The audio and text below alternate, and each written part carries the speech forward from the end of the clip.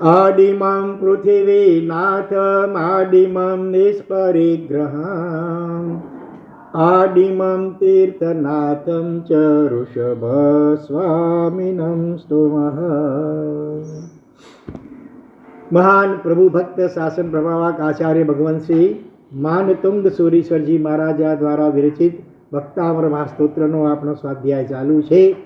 ગઈકાલે આપણે 38 અને 39મી આ બે ગાથાઓ દ્વારા યુદ્ધના ભયનું નિવારણ, પરમાત્માનું નામ સ્મરણ અને પરમાત્માની શરણાગતિ દ્વારા કેવી અદ્ભુત રીતે દૂર અથવા શાંત થઈ જાય છે એ આપણે વિચાર્યું.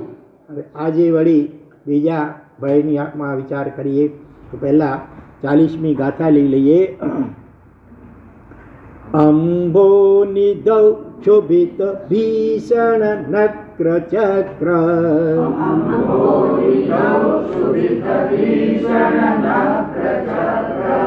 પાઠીન પીઠ ભય ડોલબણ વાડ વાગ્નૌ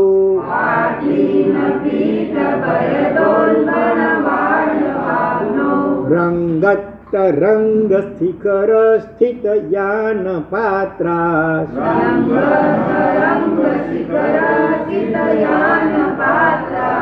ત્રાસમ વિહાય ભવત સ્મરણાત વ્રજન્તે.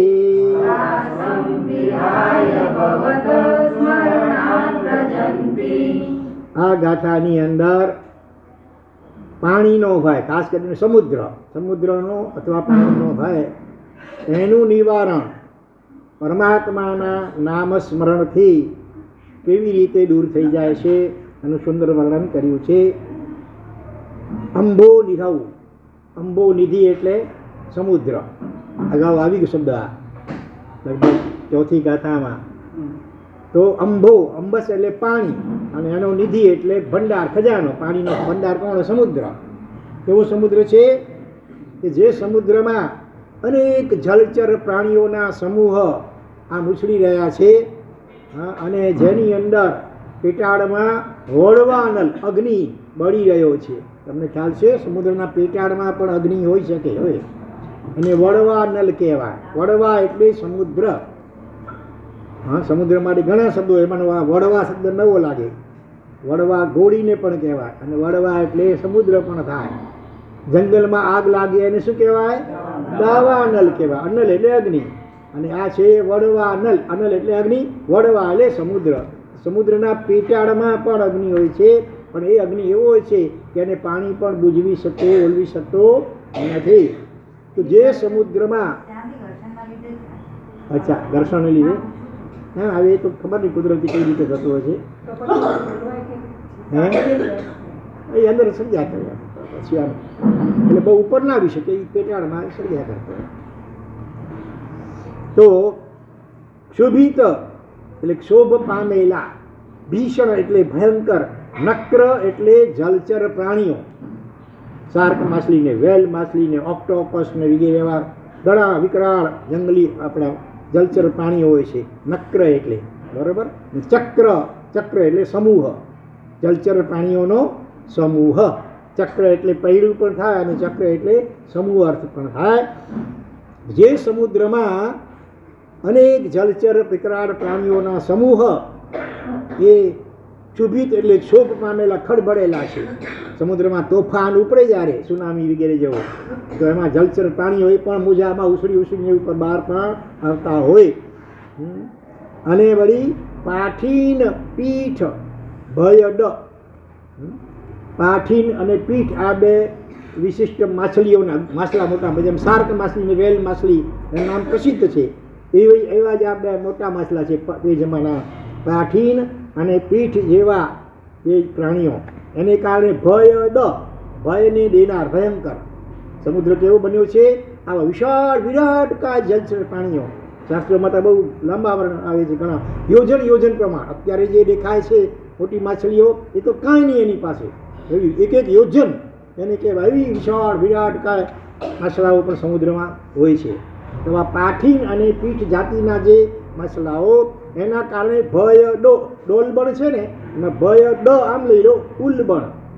ભય દ એટલે ભયને દેનાર, દ એટલે દેનાર, ભયને આ ભયંકર. અને ઉલ્બણ એટલે ઉત્કટ તીવ્ર.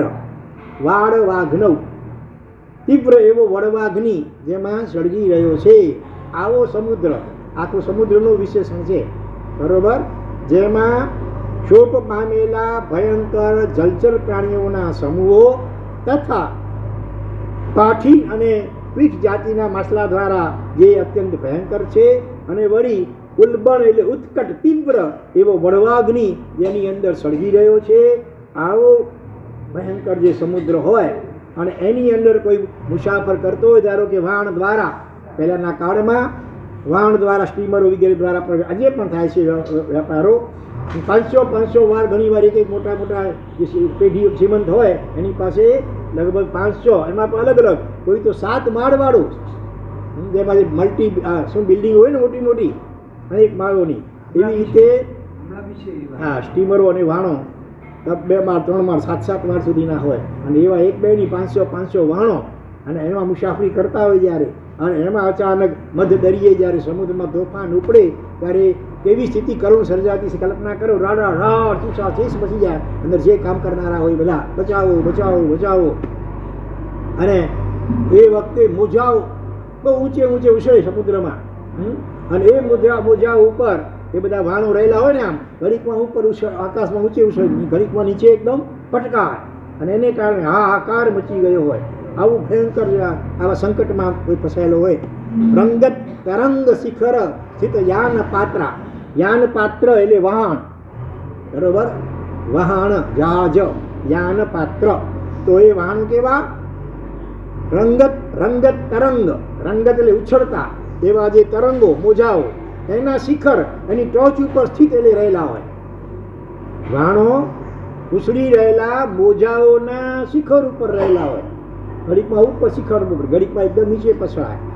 આવી સ્થિતિ હોય તો પણ એ છે ભવત સ્મરણા. આપના એ આદિનાથ ભગવાન અથવા કોઈ પણ તીર્થંકર પરમાત્મા ભવત સ્મરણાત એટલે આપના સ્મરણથી ત્રાસમ વિહાય, ત્રાસ એટલે છોડીને, ભય રહિત થઈને વ્રજંતી એટલે પહોંચી જાય છે પોતાના ઈચ્છિત સ્થાને કાળે. બરોબર, ખ્યાલ આવી ગયો? આ ઉપલક્ષણ છે આજકાલ સમુદ્રનું ભય.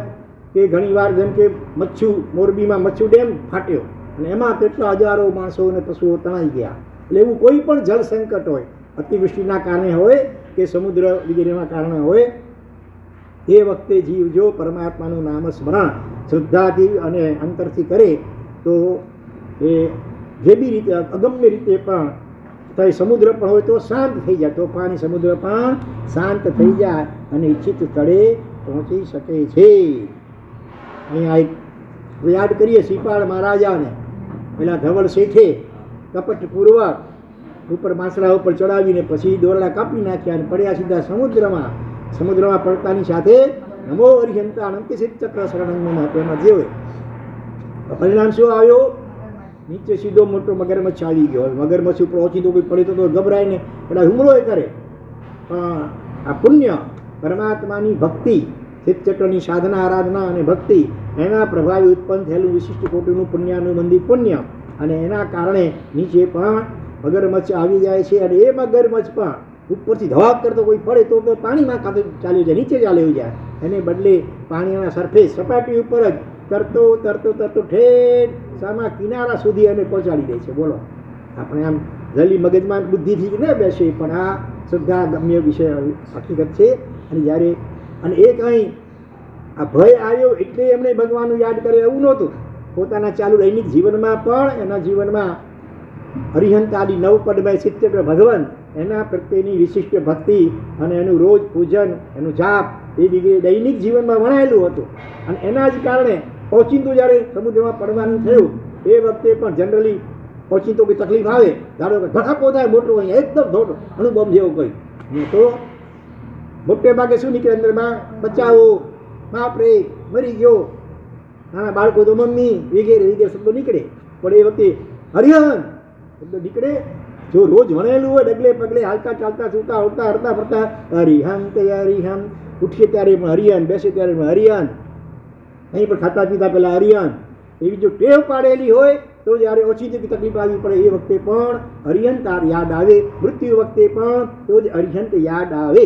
અમદાવાદની અંદર અગાઉ મેં દાખલો એક આપ્યો હતો તમને, વનમાળી દાસ ભાવસાર, જન્મે જૈન નહીં વૈષ્ણવ, પણ સત્સંગથી જૈન ધર્મ પામેલા અને ઘણી ઘણી વિશેષતાઓના જીવનમાંથી અવઢ એકાશના છેલ્લા 30-35 વર્ષ ઠામ જોવિયાર અવઢ એકાશના, અવઢ એટલે લગભગ 3:30-4 વાગે ટાઈમ આવે ત્યાં સુધી કાંઈ ખાવું પીવું નહીં ને પણ બધું ઠામ જોવિયાર, રસોઈ જાતે કરવાની 4.5-5 દ્રવ્યથી જ.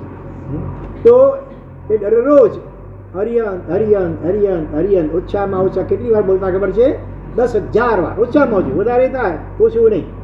અને એક અમે મળ્યા છીએ પ્રત્યક્ષમાં, એમણે મને કહ્યું કે મારા જો આપણે અંતિમ સમયે પણ અરિહંત યાદ આવે, બરાબર, એવું આપણે ઈચ્છતા હોય છેલ્લે ભગવાનનું નામ લેતા જઈએ તો સદગતિ થાય મોટે ભાગે, બરાબર. તો એવું જો આપણે ઈચ્છતા હોઈએ તો એનું અત્યારથી જ એની ટેવ પાડવી જોઈએ. અત્યારે સતત રોજમાં 10,000 વખત હરિયંત હરિયંત હરિયંત હરિયંત હું કેવું જાપ કરું છું, એનાથી એવા સંસ્કાર પડે કે અંતિમ સમયે પણ હરિહંત બોલતા બોલતા પ્રાણ જાય અને જીવની સદગતિ થાય, અલ્પ ભવમાં મુક્તિગામી બની જાય, બીજા ભવમાં હરિયંતના શાસન મળે, આપણને ઘણા લાભો થાય. એટલે આ ટેવ ખાસ પાડવા જેવી છે. કોઈ પણ તકલીફ આવે એ વખતે આગ લાગે ત્યારે કૂવો ખેડો ખોદવા બેસીએ એ કેવું થાય, એના કરતાં પહેલેથી અગમચેતી વાપરી કરી પ્રિકોશન જેને અંગ્રેજીમાં કહેવાય, મોટી મોટી બિલ્ડિંગો હોય ને એમાં આગ લાગે ધારો કે અગાઉથી અગ્નિશામક આવે છે એવા લાલ રંગના મોટા મોટા, એમાંથી કાર્બન ડાયોક્સાઇડ છૂટે વાયુ અને અગ્નિ શાંત થઈ જાય. હવે આગ લાગે પણ ન પણ લાગે પણ છતાં પણ એ તો પૂર્વ તૈયારી રૂપે આપવામાં આવે છે. તો એવી રીતે આપણા જીવનમાં પણ કર્મના ઉદયે કોઈ પણ પ્રકારના આવા ભયો, આગળ વાત આવી હાથીનો, સિંહનો ભય, દાવાનળનો ભય અને યુદ્ધનો ભય, સર્પનો ભય વગેરે આવી ગયા. અત્યારે આ સમુદ્ર કે પાણીનો ભયની વાત ચાલે છે. તે એવા કોઈ પણ પ્રકારના ભય આમાં આગળ તો આવશે કે ભયને જાણે ભય લાગી જાય એટલે એ રીતે ભય પણ દૂર થઈ જાય, બરાબર.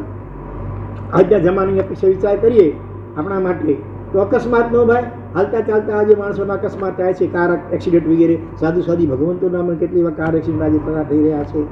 તો એવા સંજોગોમાં પણ આપણે જો નિયમિત રીતે પ્રભુનું નામસ્મરણ કરતા રહીએ તો ઓચિંતા અકસ્માત વખતે અને કર્મ સંજોગે આયુષ્ય પૂરું થવાનું હોય તો એ વખતે પણ અરિહંતનું સ્મરણ આપણને થાય. નહીં તો મોટે ભાગે તો આર્ત ધ્યાન ને રૌદ્ર ધ્યાન થાય અકસ્માત વખતે. પણ ખરેખર આ ટેવ ખાસ પાડવા જેવી છે, જેવી રીતે રક્ષણ થઈ જાય છે. પણ એમાં પાછું આપણે પ્રભુને વફાદાર રહેવું જોઈએ. એક દ્રષ્ટાંત યાદ આવે, એક વ્યક્તિ, એક કોઈ વેપારી મોટો સમુદ્ર માર્ગે 500 વાણો એમની પાસે અને વેપાર કરતો હતો. અહીંનો માલ ભરીને વિદેશમાં ત્યાં ઊંચી કિંમતે વેચે, કારણ કે ત્યાં એની ખપત બહુ હોય અને ત્યાં એ માલ થતો ન હોય એટલે એને કારણે બહુ મોટો લાભ થાય. અને ત્યાંનું જે વિશિષ્ટ આઇટમો હોય એ વળી પાછી વાણોમાં ભરી કરી અને પોતાના વતનમાં લાવે એટલે અહીંયા એની કિંમત વધારે ઉપજે. તો એ રીતે 500 વાણોની અંદર શ્રીફળ, નાળિયેર મોટા અને સાથે બદામ, ઊંચી ક્વોલિટીની બદામ એ બધી ભરી કરી 500 વાણોમાં અને પાછો પોતાના વતન તરફ ફરી રહ્યો હતો. અધ વચ્ચે જ્યારે પહોંચ્યો સમુદ્રમાં ત્યારે શું ઉપડ્યો? તોફાન જોરદાર ઉપડ્યું. એ ઊંચે ઊંચે ઉછળે છે, વાહણોને પસરાય છે. એટલે આમ તો ભગવાન યાદ ન આવે તો દુઃખમાં, સુખમાં કોણ સાંભળે બહેનો? સુખમાં સાંભળે સોની ને દુઃખમાં સાંભળે રામ અથવા ભગવાન. જોકે આજે દુઃખમાં માણસને ભગવાન નથી સાંભળતા. ઘણી વાર તો શું યાદ આવે દુઃખમાં? બહુ અતિશય દુઃખ સહન ન થાય એવું કંઈક હોય, શું યાદ આવે? T20 યાદ આવે, ડૉક્ટર શું આવે એટલે મતલબ કે આપઘાતના વિચારો યાદ આવે અને મન થાય અને કોઈને કોઈ રીતે પછી આજ ભલે પંખામાં લટકી જાય કે એ બધા પાટામાં જઈને સૂઈ જાય એટલે આપઘાત યાદ આવે. પણ પ્રભુનું નામ ટેવ પાડી હોય, બરોબર, તો યાદ આવી શકે. કાં તો ચારિત્ર પ્રત્યે બહુમાન કેળવ્યું હોય તો છેવટે ચારિત્ર પણ યાદ આવે, તે જીવ લઈ પણ શકે. એટલે આ વાણિયા ભાઈ વેપારી એને મુસીબતમાં ભગવાન યાદ આવ્યા એટલું સારું અને એણે પ્રાર્થના કરી કે હે ભગવાન, આમાંથી જો મને બચાવે તો 50-50 આજની ભાષામાં સમજી ગયા છો? 500 વાણોમાં જે માલ છે ને, શ્રીફળ અને બદામ 50% તમારા મંદિરમાં હું અર્પણ કરી દઈશ. અને યોગાનું યોગ તોફાન શાંત થઈ ગઈ થોડી વારમાં. એમ કેમ ઘરે આવી ગયા. ઘરે આવીને બધા પરિવારને વાત કરી કે આવી તકલીફ થઈ હતી, પણ આ રીતે પ્રાર્થના કરીને બચી ગયો છું. એટલે ઘરના કોઈક સભ્ય પૂછી દઉં, છોકરા દાખલા તરીકે, બાપુજી હવે શું કરશો? 500 નાણામાંથી અડધો માલ આપવાનું છે. અલ્યા ભગવાન તો વિતરાગ છે, ભગવાનને નિરંજન નિરાકાર છે, ભગવાનને વળ્યા શું જરૂર હોય? આ તો પૂજારી ખાઈ જાય. પણ વળી બીજો દીકરો જરા સમજ્યો હતો, એને કહ્યું બાપુજી તમે ભગવાનને કોલ વચન પ્રોમિસ આપ્યું છે, અને હવે જો ફરી જશો ને, ભગવાન ભલે વિતરાગ છે પણ ભગવાનના અધિષ્ઠાયક દેવ શાસન દેવી એ કાંઈ વિતરાગ નથી. અને ભગવાન સાથે આવી ચીટિંગ કરશો તો પછી એ તમને છોડશે નહીં. એ તો વાત સાચી. થોડી થોડો ભય લાગ્યો. તો હવે શું કરો? તમે તો વાણિયા બુદ્ધિ હતા ભાઈ, એટલે પોતાની બુદ્ધિ ચલાવી. અહીંયા એણે એવો રસ્તો શોધ્યો કે જેમાં ખાસ કંઈ આપવું ન પડે, આમ છતાં વચનનું પાલન થાય. બોલો, એવો રસ્તો તમે સુજાડો. તમે બધા વેપારી છો ને, તો કોણ વધે જોઈએ એ જમાનાનો? એ વેપારી વધે કે તમારી બુદ્ધિ વધે? માલ આપવો નથી આમ, અથવા આપવું હોય તો કંઈક મામૂલી એવું, અને વચનનું પાલન પણ કરવું છે. કલ્યાણજીભાઈ તમે તો સાંભળ્યું હશે કદાચ, ખ્યાલ છે કોઈને? બોલો, જવાબ આપો. વચલો રસ્તો કહેવત છે ને, ચાપ મરે નહીં ને લાઠી ભાંગે ને એવી કહેવત છે ને. એટલે વચનનું પાલન પણ થાય અને સાથે માલ પણ પોતાનો બચી જાય, પોતાની પાસે રહે. એવો વચલો રસ્તો સૂચે છે કોઈને બહેનોમાંથી? તો તમે થોડી હિન્ટ આપું એટલે થોડો ખ્યાલ આવશે. માલ શું છે એના પર ચિંતન. માલ શું છે? શ્રીફળ અને બદામ, અને એમાંથી અડધું આપવાનું છે. થોડુંક ચિંતન કરો તો ખ્યાલ આવી શકશે કદાચ.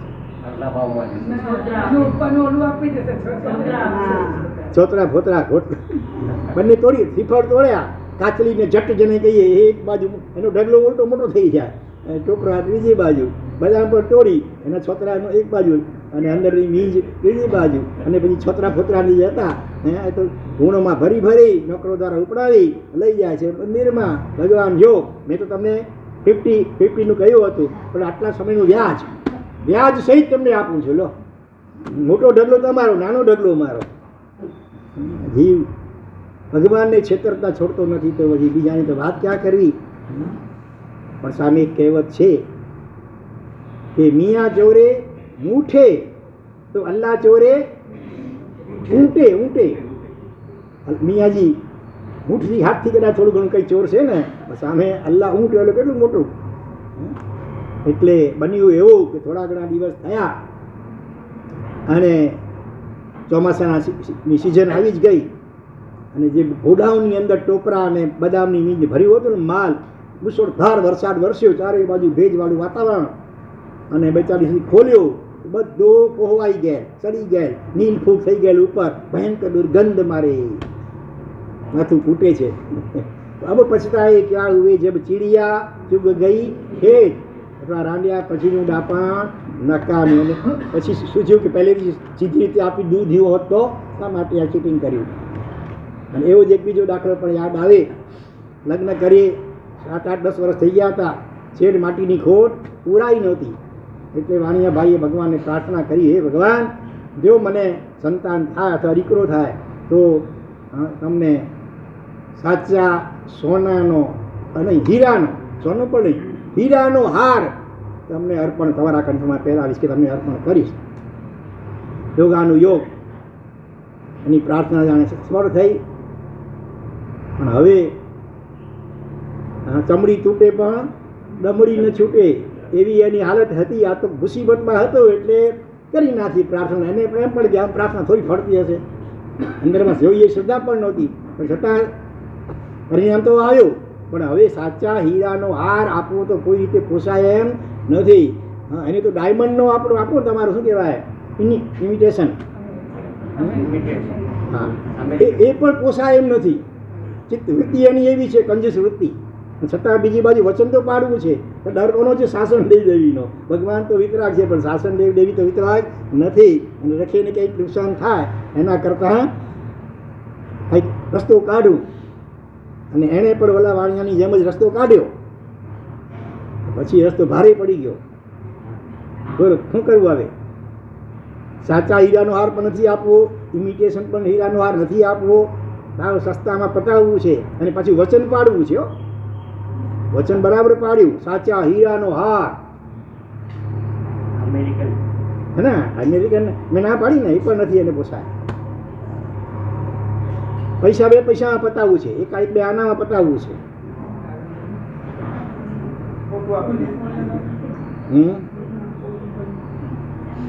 વચન તો છે સાચા હીરાનો હાર, ફૂલનો હાર નથી, સાચા હીરાનો હાર આપવો છે.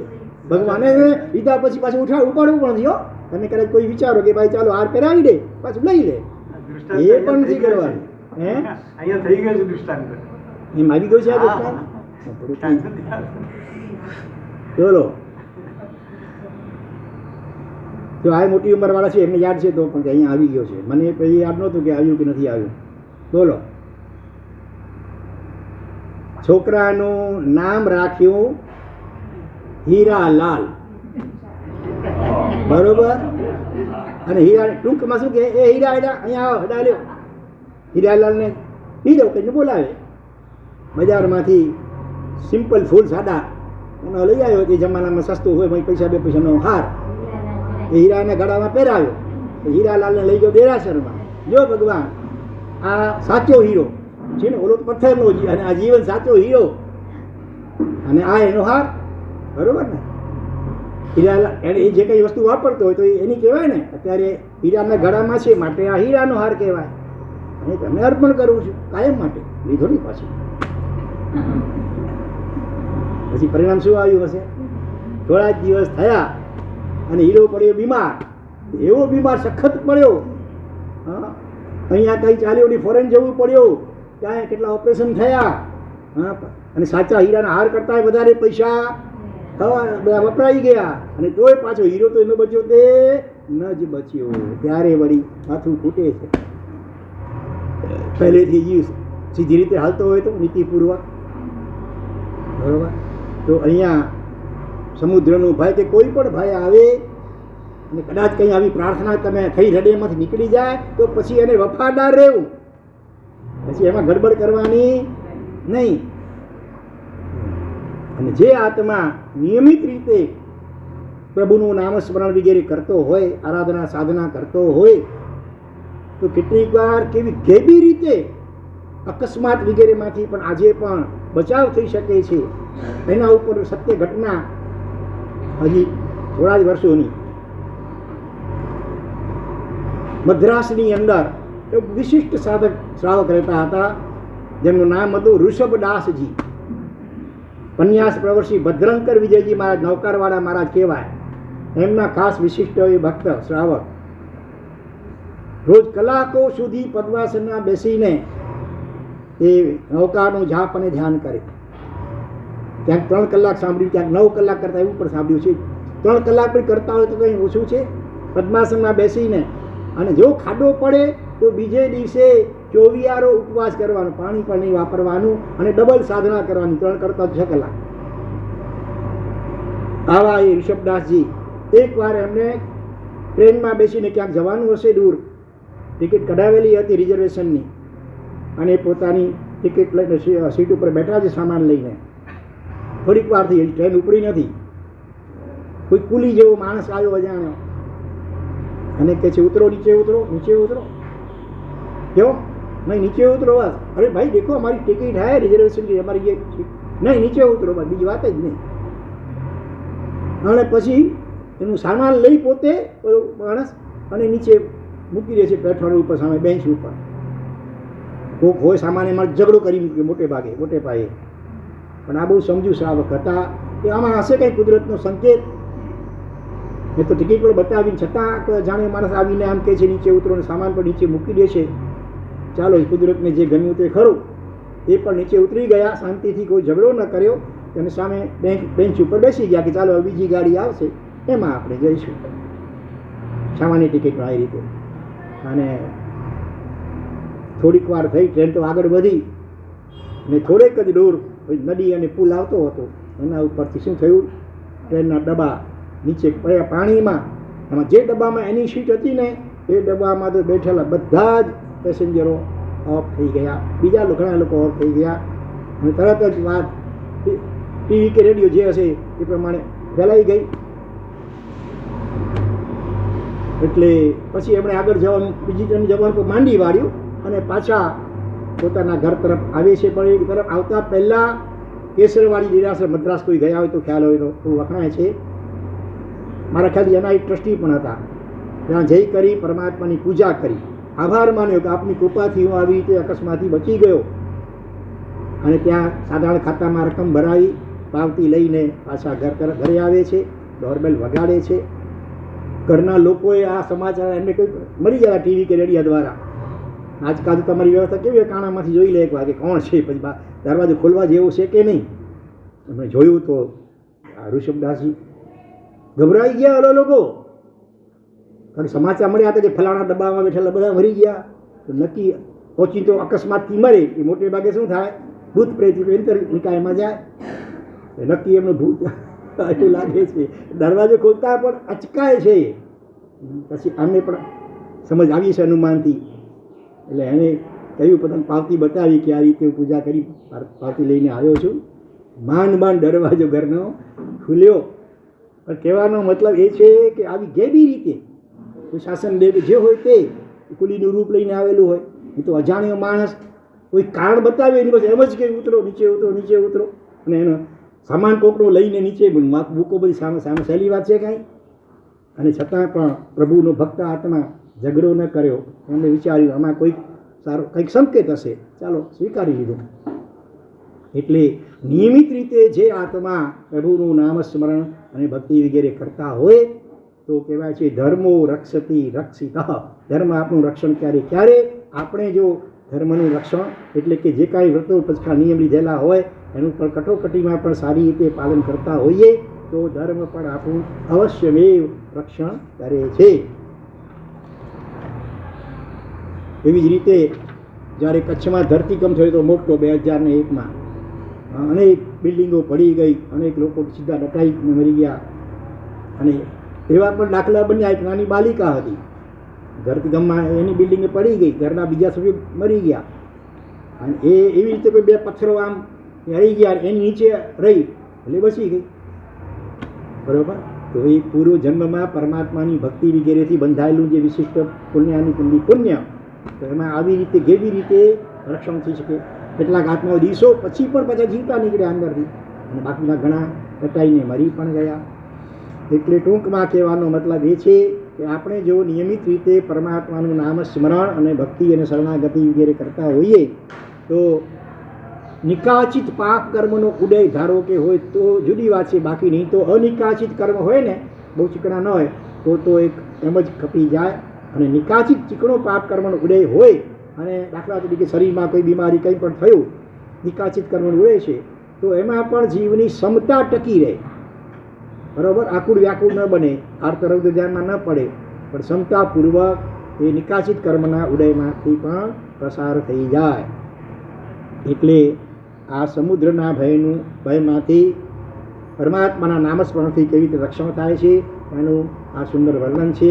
પહેલાંના કાળમાં મોટે ભાગે જ્યારે ટ્રેનો પણ નહોતી, પણ સ્ટીમરને વહાણ તો ઘણા લાંબા સમયથી છે. એટલે મોટે ભાગે વેપારો વિદેશમાં આના દ્વારા થતા હતા. ને ઠેઠ શ્રીલંકા, પેલા શું કહેવાય, જાવા, સુમાત્રા, ઇન્ડોનેશિયા આ વગેરે અનેક ટાપુઓ, ત્યાં પણ આપણા વ્યાપાર થતા હતા. દક્ષિણ કોરિયા વગેરે દ્વીપોમાં મોતીલાલભાઈ શાહ નામે એક શ્રાવક થઈ ગયા વિશિષ્ટ, અને એમણે એક પુસ્તક લખ્યું છે સાર્થવાહ.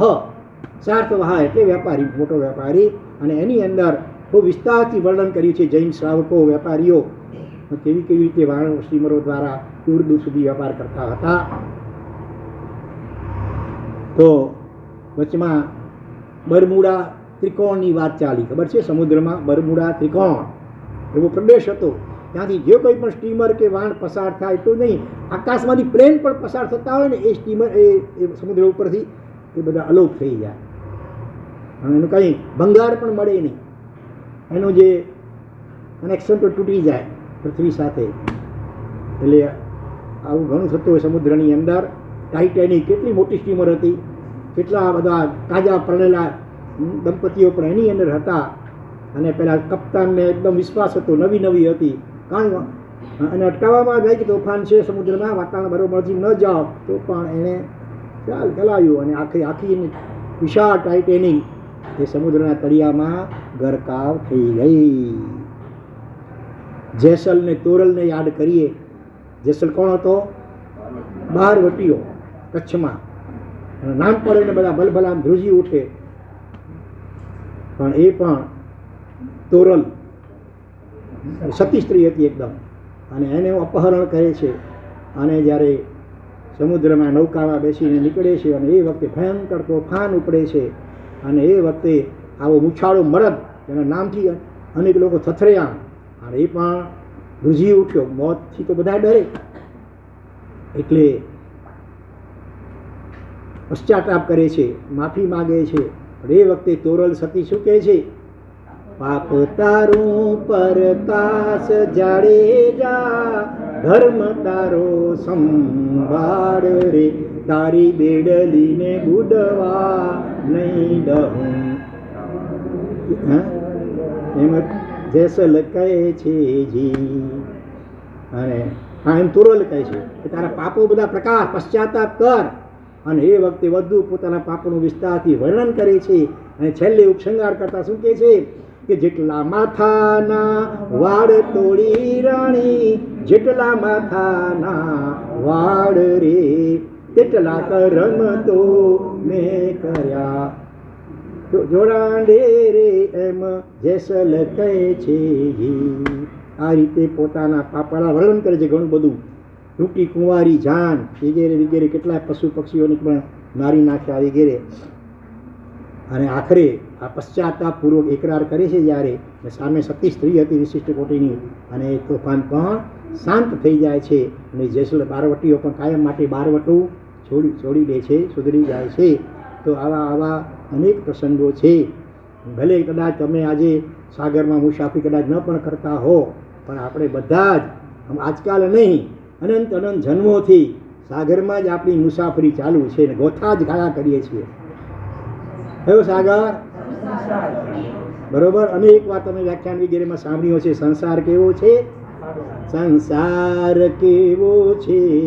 એક સાગર જેવો છે, ઉપરથી મોહક છે, ભીતર ઊંડો છે, તાગન આવે જેનો એવો ઊંડો ઊંડો છે. સંસાર કેવો છે? એક સાગર જે સાગરની મહાસાગર જેવો છે. આભ્યંતર સંસારો, ભાવ સંસાર. મોહ સ્વયંભૂ રમણ સમુદ્ર તરી કરી, સ્થિતિ ત્યાં જ્યાં ક્ષીણ મોહ ગુણ સ્થાન જો. સંસારને કયા સમુદ્રની ઉપમા આપી? આ લવણ સમુદ્ર નહીં, એટલાન્ટિક હિન્દ મહાસાગર ને રાતો મહાસાગર ને કાળો મહાસાગર ને એ બધા તો કાંઈ નહીં, ખાબોચિયા કહેવાય. વિરાટ સાગર, લવણ સમુદ્ર પણ નહીં, સૌથી છેલ્લો અને મોટામાં મોટો સમુદ્ર. એક બાજુ અસંખ્ય દ્વીપ અને સમુદ્રો, એનું જે પ્રમાણ હોય એનો સરવાળો કરો, એના કરતાં 3 ગણાથી પણ કંઈક વધારે, એટલો ખાલી એટલો છેલ્લો સ્વયંભૂ રમણ સમુદ્ર. તીર્થાલોકમાં સેન્ટરમાં જંબુદ્વીપ 1 લાખ યોજન વ્યાસવાળો, એને ફરતો 2 લાખ યોજન પહોળાઈવાળો લવણ સમુદ્ર, એને ફરતો 4 લાખ યોજનની પહોળાઈવાળો વર્તુળાકારે હોય છે ઘાતકીની પણ ધાતકી ખંડ. પછી કાલુદધી સમુદ્ર, પછી પુષ્કર દ્વીપ, પછી પુષ્કર સમુદ્ર. આમ એક એકથી ડબલ પ્રમાણવાળા અસંખ્ય દ્વીપો અને સમુદ્રો છે. એમાં સૌથી છેલ્લો મોટામાં મોટો સમુદ્ર છે સ્વયંભૂ રમણ સમુદ્ર. તો આ સંસારને એટલે કે મોહને એને સ્વયંભૂ રમણ સમુદ્રની ઉપમા આપી. ભુજા બળે ભવ જલ તર્યા, પૂજો ખંદમ શું કહો છો? બરોબર ને? પૂજા ખભા ઉપર પૂજા કરતી વખતે બોલો ને, ભુજા બળે ભવ જલ તર્યા. સંસાર રૂપી આ મહાસાગર એને અરિયન પરમાત્મા કરી ગયા પુરુષાર્થ કરીને. તો સંસાર આવો છે ભાઈ, સ્વયંભૂ રમણ સમુદ્ર કરતાં પણ વધુ ખતરનાક. બાહ્ય સંસાર પણ છે 84 લાખ જીવાયોની, અને એમાં વળી નિગોળ, સૂક્ષ્મ નિગોળ, બહાદર નિગોળ, એમાં અનંત પૂતગલ પરાવર્તોથી આત્મા જન્મ મરણ કર્યા કરતો હતો. એક સાથે અનંત જીવો આત્માઓ સાથે સૂક્ષ્મતમ શરીરમાં ઉત્પન્ન થયા જીવને મરે, નરક કરતાં પણ અનંત ગણી અવ્યક્ત વેદના જ્યાં જ્ઞાનીઓ દીઠી છે. તે સિવાય સાતે સાત નરકોમાં આપણે હાજા ગગડી જાય એનું વર્ણન ખરેખર સાંભળીને થોડો વિચાર કરીએ તો આ ભયંકર ત્રાસ, પલ્યોપમો અને સાગરોપમ જેટલા અસંખ્ય અસંખ્ય વર્ષો સુધી કોઈ ફરિયાદ સાંભળનાર ન હોય, કોઈ FIR નોંધનાર પણ ત્યાં હોય નહીં, કોઈ આશ્વાસન સુદ્ધા આપનાર પણ ન હોય, માતા પિતા કોઈ પરિવાર પણ કોઈ ન હોય. ઉપરથી પહેલાં પરમાધામી રાક્ષસી દેવો ભયંકર અટ્ટહાસ્ય કરે. આ બિચારા નારકી જેવો દુઃખથી રાડોને ચીસોને બૂમો પાડે. એ વખતે પેલા પરમાધામી દેવો એ હર્ષની ચીચિયારીઓ પડે, ખડખડાટ હસે અટ્ટહાસ્ય કરે એટલે ઓર વધારે માનસિક પીડા થાય. અને આવી સ્થિતિમાં ત્યાં આપઘાત કરીને પણ જીવ છટકી શકતો નથી હોતો. શરીરના રાય જેટલા ટુકડે કરવામાં આવે તો પણ એવા પ્રકારનું વૈક્રિય શરીર હોય છે કે જેને કારણે પ્રાણ નીકળે નહીં. થર્મોમીટરનો પારો મીટર છૂટી જાય, થર્મોમીટર વિખેરાય, પછી આમ ભેગું કરો તો પાછું હતું તેવું થઈ જાય. એવી જાતનું ત્યાં વૈક્રિય શરીર હોય છે નરકની અંદર. અને ઓછામાં ઓછા 10,000 વર્ષ તો ફક્ત પહેલી નરકમાં, વધુમાં વધુ એક સાગરોપમ એટલે અસંખ્ય વર્ષ, અને એ રીતે આગળ વધતા વધતા 7મી નરકમાં ઓછામાં ઓછું 22 સાગરોપમ, વધુમાં વધુ 33 સાગરોપમનું આયુષ્ય હોય. 10 પ્રકારની ક્ષેત્રજન્ય વેદના, ભયંકર ભૂખ, અનંત ભૂખ, તરસ, પરાધીનતા, અને ભયંકર, અમુકમાં ભયંકર ગરમી, અમુકમાં ભયંકર ઠંડી. લોખંડનો ઘોડો ઉપરથી ફેંકવામાં આવે, નીચે પડે તો હદીમાં પીગળી ગયો હોય.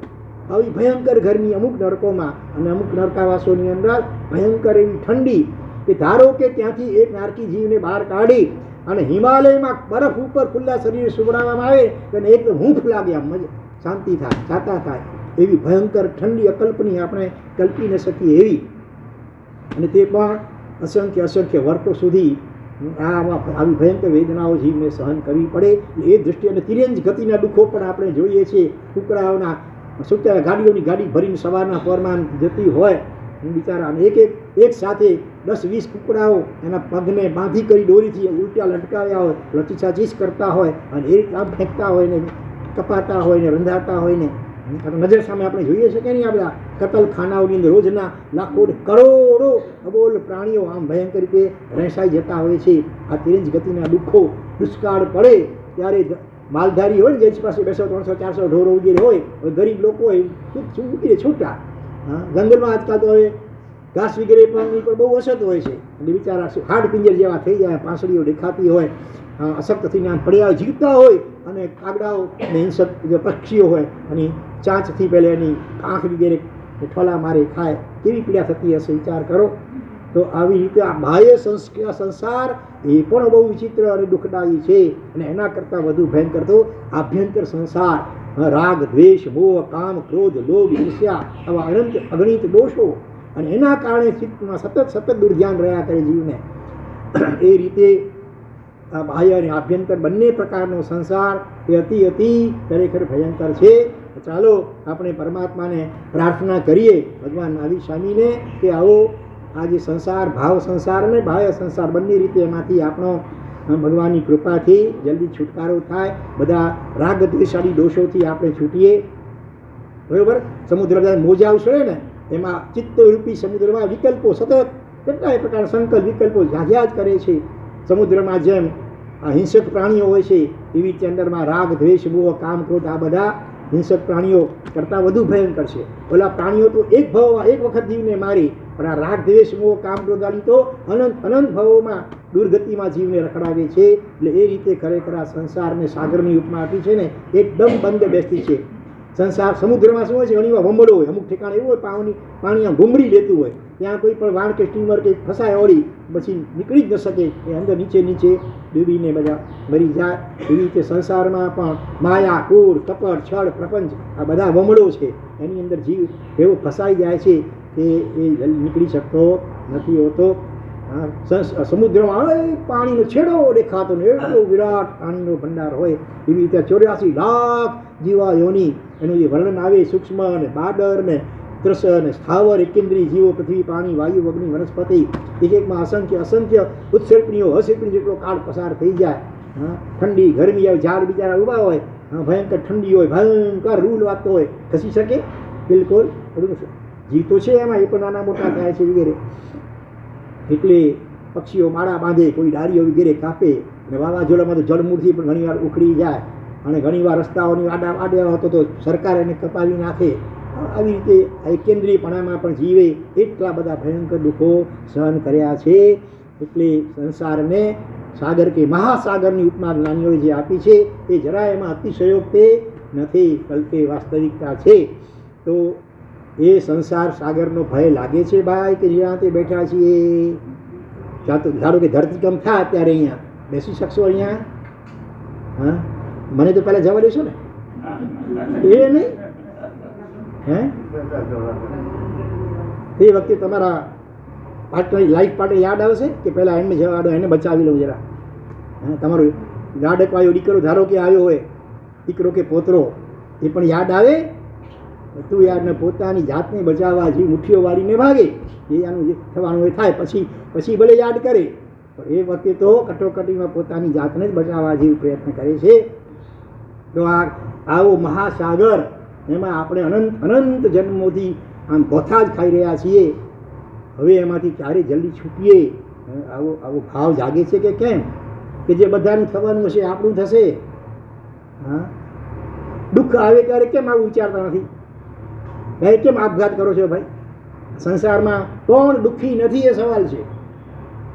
સ્કૂલમાં આવ્યું બને, છોકરા હોય ને, શિક્ષકે અઘરો દાખલો આપ્યો હોય અને લગભગ કોઈને આવડ્યો ન હોય સવાલ કરતા, ત્યારે મનમાં આશ્વાસન હોય કે ચાલો મને એકલાને નથી આવડ્યું, નહીં લગભગ કોઈને નથી આવડ્યું, જે બીજાને થવાનું છે થશે. પણ એ તો છોકરાઓ બાળકો હોય છે એવું વિચારે. આપણે તો સમજવું કહેવાય કે નહીં? હા, તો દુઃખ આવે હા ત્યારે આપણે આપઘાત કરવાને બદલે વિચારી કે ભાઈ સંસાર છે, સ્વરૂપ જ એવું છે. જ્ઞાનીઓએ પહેલેથી કહ્યું સંસાર અસાર છે, સંસાર દુઃખમય છે, દુઃખ ફલક છે, દુઃખાનું બંદી વગેરે છે. તો હવે બધા જણ જીવે છે તો આપણે પણ જીવીએ. શા માટે આપઘાતનો વિચાર કરીએ? એવું કેમ તેમ એ વખતે વિચારતા નથી? એટલે ખરેખર તો ખૂબ શાંત ચિત્તે એકાંતમાં બેસી સંસારના સ્વરૂપનું સમ્યક ચિંતન કરી આત્માને જગાડવાની જરૂર છે, વૈરાગ્ય ભાવ કેળવવા જરૂર છે. અને આવા વિકરાળ સંસારરૂપી મહાસાગરમાંથી તરવા કે બચવા માટે અને સામે પાર મોક્ષમાં જવા માટે હૃદયપૂર્વક પરમાત્માની પ્રાર્થના કરવી જોઈશે. ચાલો આપણે કરીશું પ્રાર્થના. તમને આવડે છે સ્તવન, પણ સારી રીતે બધા ઝીલાવજો ભાઈઓ, ખાસ બધા બોલજો બરાબર જરા. બે સ્તવનો છે. મહાવીર સ્વામી મહારામ રે જાવું સાગર પાર, મુજને માર્ગડો દેખાડ. બોલો મહાવીર સ્વામી મહારામ રે જાવું સાગર પાર, મુજને માર્ગડો દેખાડ. આડા કંટક કાંકરાને, આડા કંટક કાંકરાને કેમ કરીને જવાય, મુજને માર્ગડો દેખાય. જો કાંટા અને કાંકરા કંઈ સમુદ્રમાં તો ન હોય, જંગલમાં હોય. એ સંસારને જંગલની મહાભયંકર અટવીની પણ ઉપવામાં આપવામાં આવતી હોય છે. સમુદ્રમાં તો હા હોય, બરફના પહાડ હોય, નીચે દટાયેલો ખાલી ઉપર ટોચ દેખાતી હોય, અને એની સાથે જો વાણ કે અથવા સ્ટીમર એના ભૂકા થઈ જાય અને ડૂબી જાય સમુદ્ર. અહીંયા હવે સ્તવનમાં મારા ખ્યાલથી કોઈ શ્રાવકે કંઈ બનાવેલું છે ખબર, એમાં કાંકરા એટલે અહીંયા કાંકરા કાંકરા એટલે વિઘ્નો.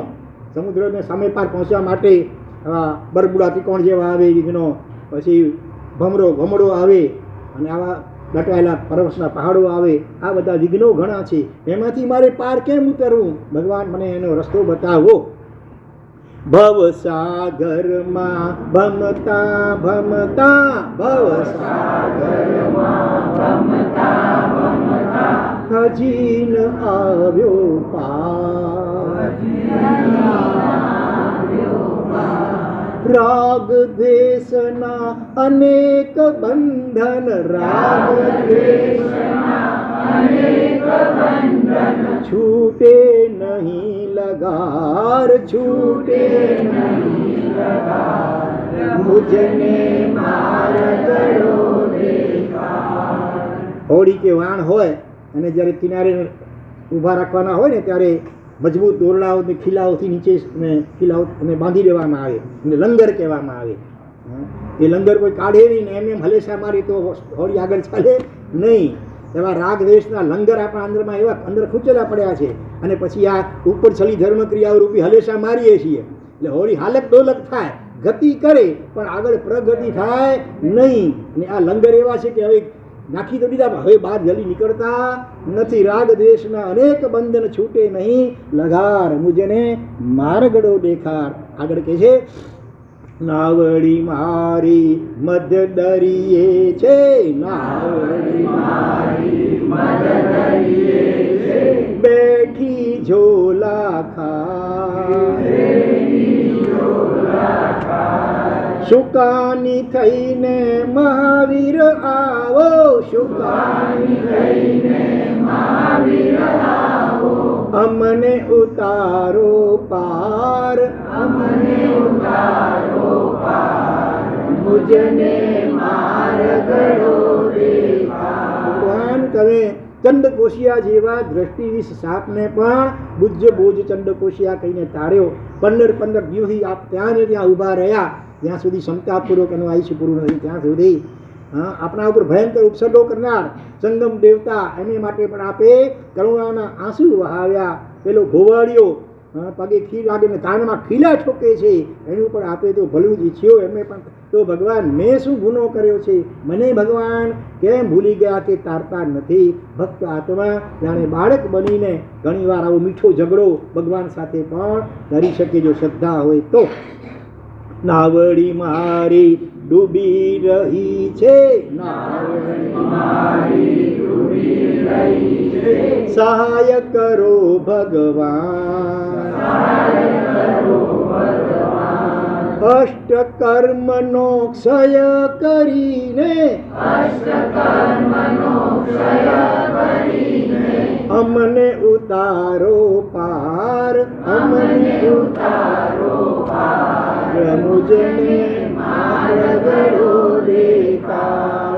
મહાવીર સ્વામી મહારા મારે જાવું સાગર પાર, મુજને માર્ગડો દેખાર.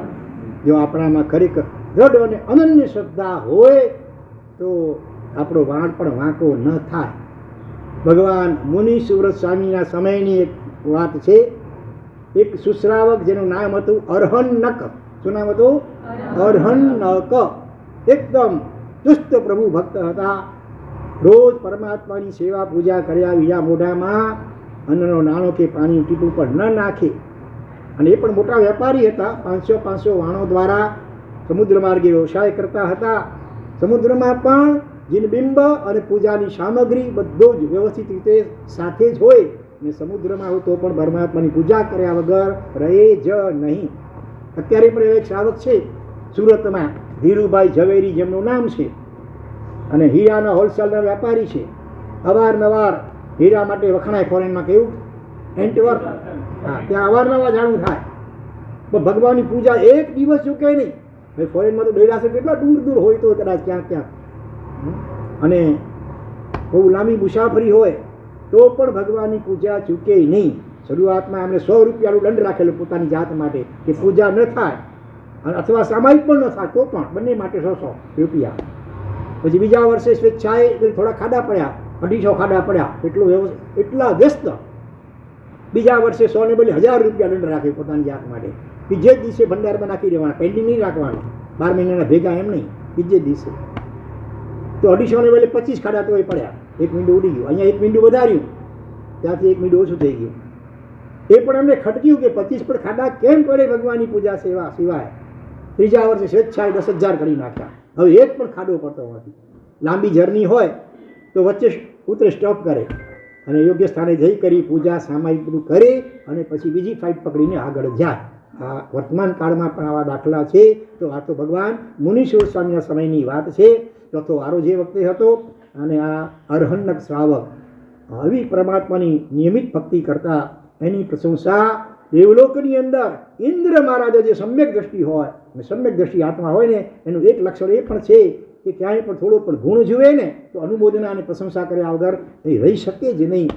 એટલે દેવસભામાં ઇન્દ્ર મહારાજાએ અરહન્નક શ્રાવકની આવી પ્રભુ ભક્તિમાં નિષ્ઠા એની અનુમોદના પ્રશંસા કરી અને હંમેશા બનતું આવ્યું છે તેમ કોકને કોકના પેટમાં તેલ રેડાય ઈર્ષ્યાળુ હોય અને એને બીજાની પ્રશંસા ગમે નહીં એટલે એક મિથ્યા દ્રષ્ટિ દેવ વિચાર કરે છે આ ઇન્દ્રના પણ ઠેકાણા નથી વારે તહેવારે કોકને કોકના વખાણ કર્યા અરે આ માણસ તો અન્નનો કીડો કહેવાય એને ચલાયમાન કરું ટપ્પી વગાડે એટલીમાં ચલાયમાન થઈ જાય એમ વિચારી કરી ઇન્દ્રને ખોટો પાડવા માટે જાણે કે એ આવે છે નીચે અને એ વખતે સમુદ્રમાં પેલો અરણ્યક શ્રાવક ભગવાનની પૂજા કરી રહ્યો હતો અને સાક્ષાત દેવ ત્યાં પ્રગટ થાય છે પ્રગટ થઈને કે ચાલે એ અરણ્યક આ શું માન્યું છે આ તો વિતરાગ છે તો ગમે એટલી પૂજા સ્તુતિ વગેરે કરી કાંઈ રીઝવાના નથી વરદાન આપવા કે આશીર્વાદ આપવાના નથી અને એનું નહીં કરે તો એ કાંઈ એક ખીજાવાના નથી કે નારાજ થવાના નથી ફોકટ ટાઈમ શા માટે બગાડે છે આની પાછળ એના કરતાં જોઉં તારી સામે એવો આમ દેવતા છું વિશિષ્ટ શક્તિ મારી પાસે છે અને હું ન્યાલ કરી દઉં આમ માલ કરી દઉં પણ એક શરતે કે આ વિતરાગની મૂર્તિને પાણીમાં પધરાવી દે લે આ મારી મૂર્તિ એની પૂજા શરૂ કર આજથી જો તને હું કેવો તું માગે તે આપવા માટે હું તૈયાર છું બોલ આવો પ્રલોભન આવે શણવાર માટે પોતાની જાતને પૂછો હે જીવ સ્વપ્નમાં પણ જો આવું થાય તો શું કરે તું આ તો સાક્ષાત દેવતા પ્રગટ થયેલ છે સ્વપ્નમાં પણ કુળદેવી વગેરે કોઈ પણ દેવી આવે અને આવી શરત મૂકે શું કરો અત્યારે જવાબ નહીં આપતા અગ્રો સવાલથી જવાબ શાંતિથી એકાંતમાં પોતાની જાતને પૂછજો આ પ્રલોભન કંઈ નાનું સુનું છે જે માગો હીરા માણેક મોતી જર જવ્યા સોનું રૂપું બંગલા ગાડી જે માગો ભૌતિક ચીજો બધું આપવા માટે દેવ તૈયાર છે શરત માત્ર આટલી છે કે જે ભગવાનની પૂજા કરે પાણીમાં પધરાવી દે બસ એની પૂજા છોડી દેવાની અને આ જે દેવ છે એની મૂર્તિ એની પૂજા શરૂ કરવાની પૂછજો શાંતિથી પોતાની જાતને ઘણા તો આમે કરતા નથી શરત શું વગર શરતે પણ ભગવાનની પૂજામાં આળસ ને પ્રમાણ બરોબર અને કદાચ કરતા હોઈએ તો નિયમિતતા કેટલી નિષ્ઠા કેટલી જરાક તકલીફ આવે સમયની ખેંચ હોય તો પહેલો કાપ ક્યાં પડે પૂજામાં અથવા જીનવાણી શ્રવણમાં કાપ પડે વ્યાખ્યાનમાં ના આવીએ પૂછવામાં આવે કેમ ભાગશાળી ગઈકાલે વ્યાખ્યાનમાં રોજ આવો ગઈકાલે દેખાયા નહીં સાહેબ જરા તબિયત ઠીક નહોતી જરા માથું દુખતું હતું ઓહો તો પછી ઓફિસે કે દુકાને નહીં ગયા હોય ને એના વગર તો કેમ ચાલે એ તો જવું પડે બરાબર એના વગર ન ચાલે પછી એના વગર ચાલે ભગવાનની પૂજા સેવા ભક્તિ અને જીનવાણી એના વગર આપણને ચાલે એટલે આપણી નિષ્ઠા કેટલી પાંગડી ને કાચી છે વિચાર કરજો પણ આ તો અરહન્નક શ્રાવક એ દેવતાને પણ સ્પષ્ટ સંભળાવી દે છે હે દેવાત્મન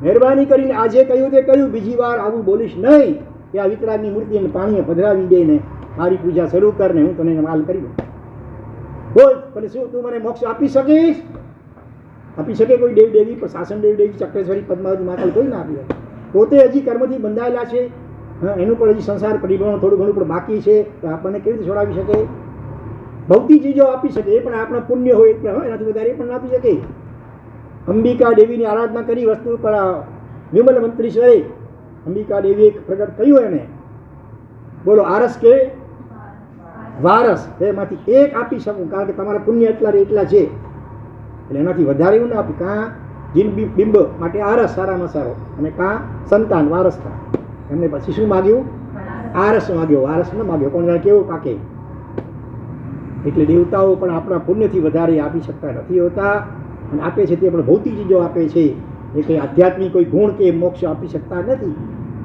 દેવતા કહે છે મોક્ષમાં શું પડ્યું છે ભાઈ ત્યાં શરીર નથી કંઈ ખાવા પીવાનું કશું નહીં જલસા કરને મહેરબાની કરી બીજી વાર ભૂતકાળમાં આવું બધું તો અનંતી વાર નતું મળ્યું આપણને બંગલાએ મળ્યા ને રાજા બન્યા મંત્રી બન્યા નગરસેઠ બન્યા ભૂતકાળ અનંત ભવોમાં દેવતાએ બની આવ્યા અનંત વાર શું રસી કર્યો સવાલ છે તોય પાછા એવા ને એવા દુઃખી ને દુઃખી અને વિતરાગમાની પરમાત્માની ભક્તિ તો શાશ્વત એવા મોક્ષ સુખને અપાવનાર છે બધા જ દુઃખોથી કાયમ માટે છુટકારો અપાવનાર છે એને તો હરગીજ ન સ્વપ્નમાં પણ ન છોડી શકું માટે મહેરબાની કરી બીજી વાર આવું કહીશ નહીં એ વાતમાં કહે છે અલ્યા મૂર્ખાઈ કર નહીં પાછળથી પસ્તાવો થશે લોકો મને પ્રસન્ન કરવા માટે એક પગે ઊભા જાપ વગેરે કરતા હોય તોય હું જલ્દી સ્વપ્નમાં દર્શન નથી આપતો અને તને પ્રગટ થઈને આ વરદાન આપવા તૈયાર છું તું ના પાડે છે અને તક ચૂકી ગયો પાછળથી પસ્તાવવું પડશે પછી કંઈ નહીં વળે મારે હજી પણ માની જા તો પણ એકનો બે થતો નથી. છેલ્લે હવે પ્રલોભનને બદલે પ્રતિકૂળ ઉપસર્ગ ધમકી આપે છે. જો મારી વાત નહીં માને, તારી હઠ નહીં છોડે, તો હમણાં તારા 500 વાણો એમાંનો માલ ને તારો આખો પરિવાર સહિત તને સમુદ્રના તળિયે ડૂબાડીને મારી નાખે. વહેલું મોડું મરવાનું તો છે, જ્યાં જન્મ્યનું અંત થવાનો છે. એને માટે આવા પરમાત્માને હું હરગીજ નહીં જ છોડું. અને પેલો દેવાત્મા પોતાની દૈવી શક્તિથી ભયંકર તોફાન વિકુરવે છે સમુદ્રની અંદર. તીરના કડકડાટ, વાજરાના ગડગડાટ, વીજળીના ચમકારા, ભયંકર તોફાન, પવન સુસવાટો હોય, વાણો ઉછળીને નીચે પછડાય, હાહાકાર મચી ગયો છે. હજી સમજી જા, હજી માની જા. નમો હરિહંતાણ, હરિ નવકાર અને પંચ પરમેઠું શરણ સ્વીકારી, 4 શરણા સ્વીકારી બધા જીવોને ક્ષમાપના કરી અને તૈયાર રહે છે, નવકારના સ્મરણમાં લીન બને છે. દેવાત્માએ પોતાની દૈવી શક્તિથી બધી ચકાસણી કરી લીધી અને લાગ્યું કે ખરેખર ઇન્દ્રે જેવા વખાણ્યા ને. ઓલા મહાવીર સ્વામીના ચોટાડીમાં શું બોલો છો? જેહવા તમને ઇન્દ્રે વખાણ્યા, તેહવા છો પ્રભુ ધીર રે જગ જીવન જીવ. ખરેખર ઇન્દ્રે જેવા વખાણ્યા તેવાની તેના કરતાં પણ તમે સવાયા છો. ખરેખર થોડી જ વારમાં તોફાન શાંત થઈ ગયું તરત જ, અને એક દિવ્ય સુગંધ પ્રસરી ગઈ. શાબાશ અરહન્નક શાબાશ, તારી આવી પ્રભુ ભક્તિ નિષ્ઠાથી હું એકદમ પ્રસન્ન થયો છું. માગ માગે તે આપું. પ્રભુનો ભક્ત એટલો તૃપ્ત હોય અંતરમાં પ્રભુ ભક્તિના કારણે, એને કોઈ ભૌતિક ચીજ માગવાની ઈચ્છા થતી જ નથી હોતી. કોઈ પણ દેવાત્મા કહે છે દેવ દર્શન નિષ્ફળ ન જાય, અને કંઈક ને કંઈક વરદાન આપીને પછી એ પોતાના સ્થાને પાછો જાય છે. એટલે જે આ રીતે પરમાત્માને અનન્ય ભાવે સમર્પિત હોય તો કોઈ દેવતાની પણ તાકાત નથી કે એનો વાળ પણ વાંકો કરી શકે. એવી એક બીજી સત્ય ઘટના નજીકના જ ભૂતકાળની. કલકત્તાના એક શ્રાવક શ્રીલંકા તરફ જઈ રહ્યા છે વ્યાપાર માટે સમુદ્ર માર્ગે, બરોબર. ઘણા બધા વાણો પણ એની સાથે માલ હતો, અને અમુક રસ્તે પહોંચ્યા ત્યારે વાણોના જે હતા ખલાસીઓ એ કહે છે કે અહીંયા તમારે એક દેવીને બલિદાન આપવું પડશે. અહીંથી જે કોઈ પસાર થાય છે અને ફરજિયાત દેવીને બકરાનું બલિદાન આપવું પડે, નહીં તો દેવી નારાજ થાય છે અને વાણો ડૂબાડી દે. માટે મહેરબાની કરી તમે પણ અહીંયા બકરાના બલિદાનની વ્યવસ્થા કરો. પણ એ સુશ્રાવ છે, દૃઢ જૈન ધર્મી અહિંસાના પૂજારી, એ કહે છે તો ન ભૂતો ન ભવિષ્યથી, પણ પછી બધાને જોખમ છે એનું શું? દેવગુરુ કૃપાથી બધું સારું થશે. બલિદાન તો હું હરગીજ ન આપું હોય તો મારી જાતનું આપીશ હું કરાય, બાકી બીજા કોઈ પ્રાણીનું બલિદાન તો હું ન જ આપી શકો. અને એટલામાં પેલી દેવી પ્રગટ થાય છે અને એ પણ આગ્રહ કરે છે બકરાનું બલિદાન આપો, નહીં તો મારી નાખી. પણ થોડી વાર થઈ હજી અંદરમાં પ્રભુનું નામ સ્મરણ કરે છે આ શ્રાવક. દેવીને ચક્કર આવવા લાગ્યા, ધ્રુજી ઉઠી. દેવી અરે રે અમને શું થઈ રહ્યું છે? આમ ધ્રુજી ગઈ એકદમ. નક્કી આ કોઈ વિશિષ્ટ શ્રાવક છે, સાધક છે. એટલે દેવી પણ ગભરાય છે ને માફી માગે છે કે હું તમને કાંઈ નહીં કર્યું, પણ મહેરબાની કરી મને આ જે તકલીફ છે દૂર કરી આપો. કે તું વચન ના કે આજથી માંડીને કોઈ પણ પ્રાણીનું બલિદાન તું માગીશ નહીં, કોઈ પણ અહીંથી પસાર થાય એને તું હેરાન કરીશ નહીં, બલકે સહાય કરીશ. તું વચન આપ તો તારું બધું સારું થશે. અને પહેલી દેવીને પણ વચન આપવું પડ્યું. આ સત્ય ઘટના છે થોડા વર્ષો પૂર્વેની.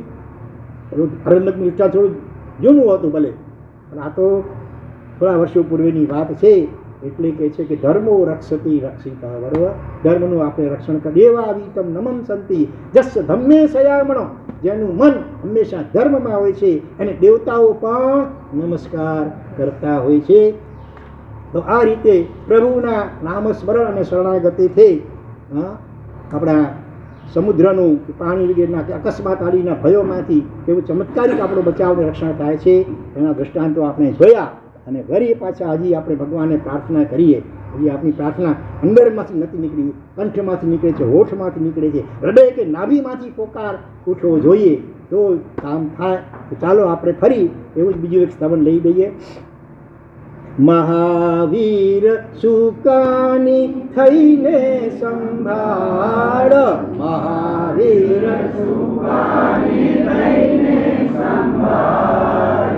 નૈયા મદ ડરીએ ડોલતી, નૈયા મદ ડરીએ ડોલતી. સાચો કિનારો અમને બતાવ, સાચો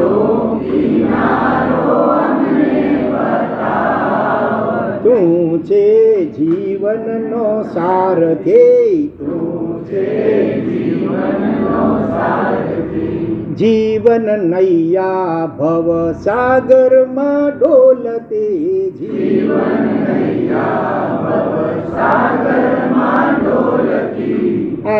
આશાની આભમાં અંધારે ઝૂલતી, અજ્ઞાની અંધારે વાગે માયાના મોજા અપાર, વાગે માયાના મોજા અપાર. હા તું તારા આધારથી, હા તું બોલો મહાવીર શુકાની થઈને સંભાર, વૈભવના વાયરા દિશા ભૂલાવતા, વૈભવના વાયરા દિશા ભૂલાવતા, આશાના આભલા મનને ડોલાવતા, આશાના આભલા મનને ડોલાવતા. તોફાન જાગ્યો છે દરિયા મોજાર, તોફાન જાગ્યો છે દરિયા મોજાર. હોળી હલકારા મારતી, હોળી હલકારા મારતી. બોલો મહાવીર શુકાની થઈને સંભાળ, ઊંચે છે આભ અને નીચે છે ધરતી, ઊંચે છે આભ અને નીચે છે ધરતી. માન્યો છે એક મેં સાચો તું સારથી, માન્યો છે એક મેં સાચો તું સારથી. જૂઠો જાણ્યો આ સગળો સંસાર, જૂઠો જાણ્યો આ સગળો સંસાર. જીવું છું તારા આધારથી, જીવું છું તારા આધારથી. મહાવીર શુકાની થઈને સંભાળ, કાયાની દાંડીનું કાઠ્યું છે લાકડું, કાયાની દાંડીનું કાઠ્યું છે લાકડું. તું છે મદારી અને હું છું તારું માકડું, તું છે મદારી અને હું છું તારું માકડું. ડોરે ભક્તિની જાલી કિરતાર, ડોરે ભક્તિની જાલી કિરતાર.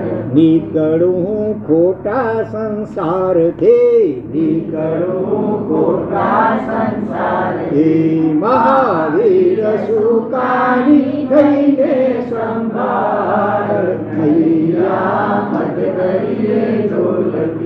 તોફાની સાગરમાં નૈયાને તારજો, તોફાની સાગરમાં નૈયાને તારજો.